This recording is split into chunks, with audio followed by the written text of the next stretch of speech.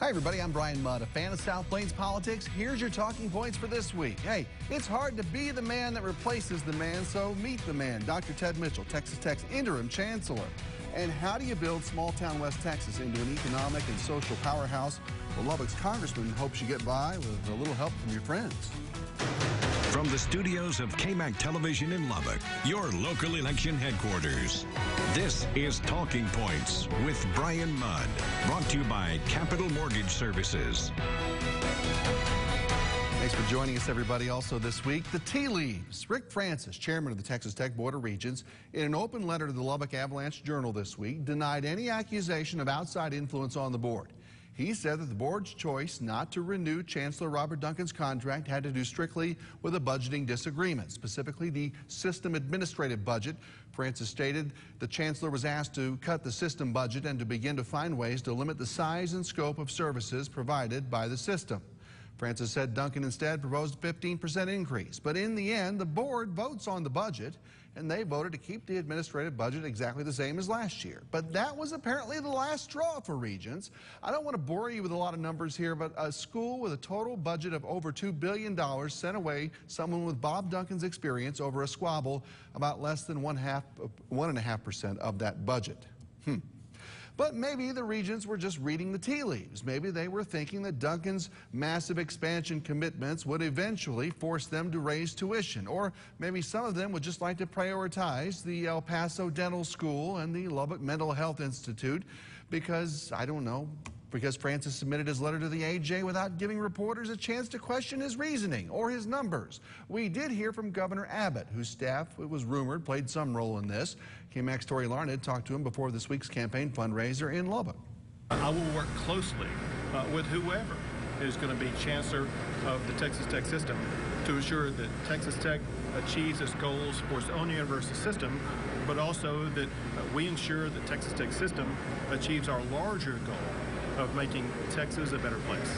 After Chancellor Robert Duncan announced he's retiring, many wondered if Governor Abbott knew about it. I don't know the details of the process. Obviously, he's a man of great respect, and I want to make sure that everything is handled appropriately. Including questions of whether or not he wanted the School of Veterinary Medicine in Amarillo. There was a legislative item that reached my desk for an appropriation for the vet school.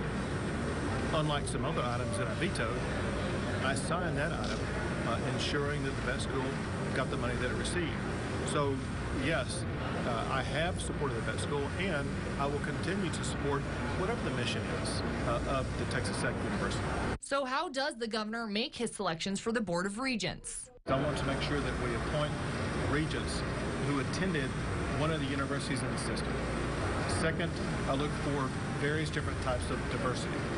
One is geographic diversity, another is racial diversity, another is gender diversity. Governor Abbott believes interim Chancellor Ted Mitchell will get the job done. I know that he's thoroughly familiar with the Texas Tech system. I know that he brings proven leadership to this interim job. I think he will do well. Tori Larned, GMAC News. Tori, thank you. Mark McDougall, CEO of McDougall Companies, former mayor of Lubbock, and at least at one time was one of the hosts of the governor's event we had here in Lubbock. It's good to see you again. Good to see you. Hadn't been here in a while. Well, we got a reason this time around here. You had a $10,000 check out there at one point before deciding to pull out of all this. So let's kind of go through this a little bit. With questions sort of blowing around about who may or may not have been influencing changes in the Regents' thinking and the chancellor and all of that, did anyone from Texas Tech at any point in time during the process call you and say, here's what's going on, here's why we still need your help for all of this? No, not after the chancellor, quote, retired. Yeah. You know, I started getting phone calls from the host list. People saying, why would you have your name associated with this, and trying to explain, well, you know, the host list was already out. It just happened to hit the mailboxes either the day that the chancellor retired or the day after. And so I did reach out to some folks at Tech and one regent, but didn't get anything. Still haven't heard back from the regent. And then when I got back in over the weekend and found out what happened to George and Linda, that's when we decided that we were going to pull out. And I want to talk to you about that, too. I mean, did anyone from the governor's campaign call you and wonder why you might have been pulling out of it? I called the governor's office twice on Monday and have yet to get a return phone call. That surprise you? any of all that? A little bit. Yeah. Yeah.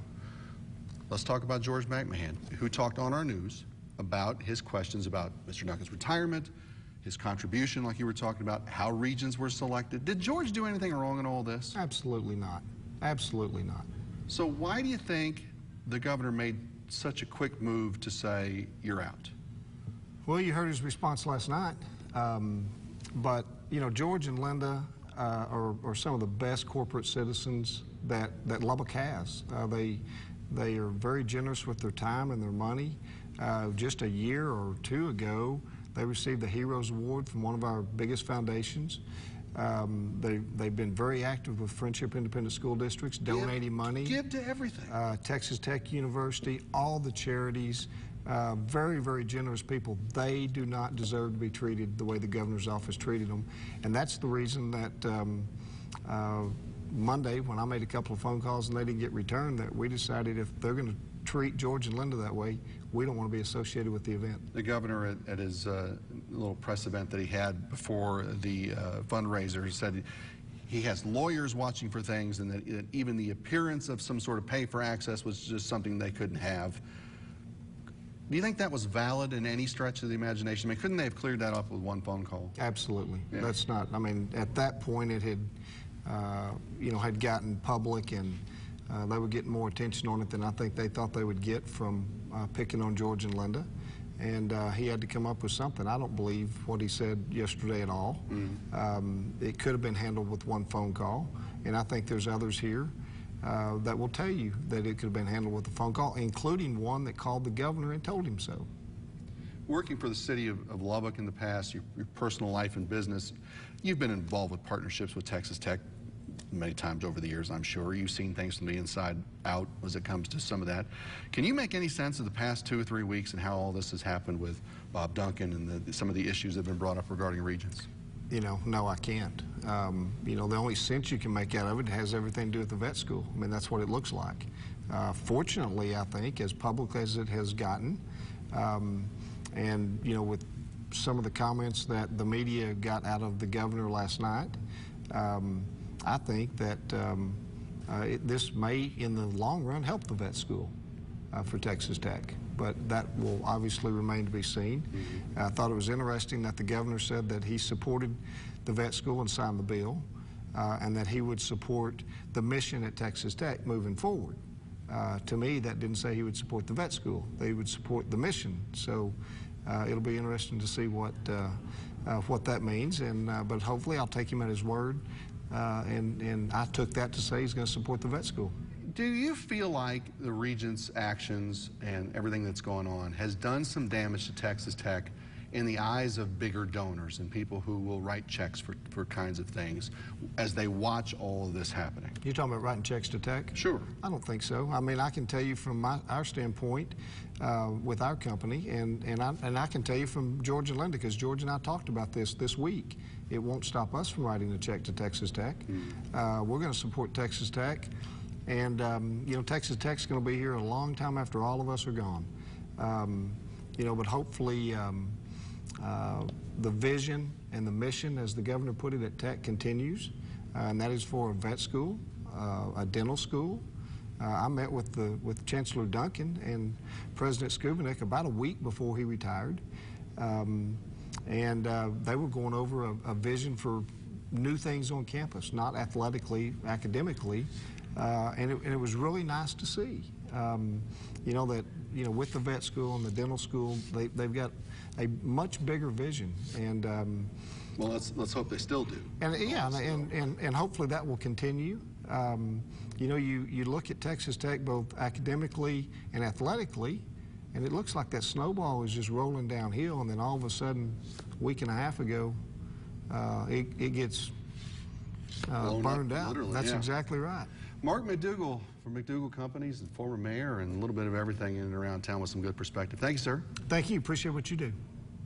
And let's do this week's poll question. Should it be a requirement that Texas Tech Regents live in or near the city of Lubbock during their term? Talk to us on our KMAC News Facebook page on everythinglubbock.com. Click Talking Points. Give us your opinion. And coming up, the Lubbock School Board needs $130 million, but say they don't need your extra tax money. And more on Regent Gate and the fallout and future of those recent decisions. 5 Good Minutes with State Rep John Frullo next on Talking Points.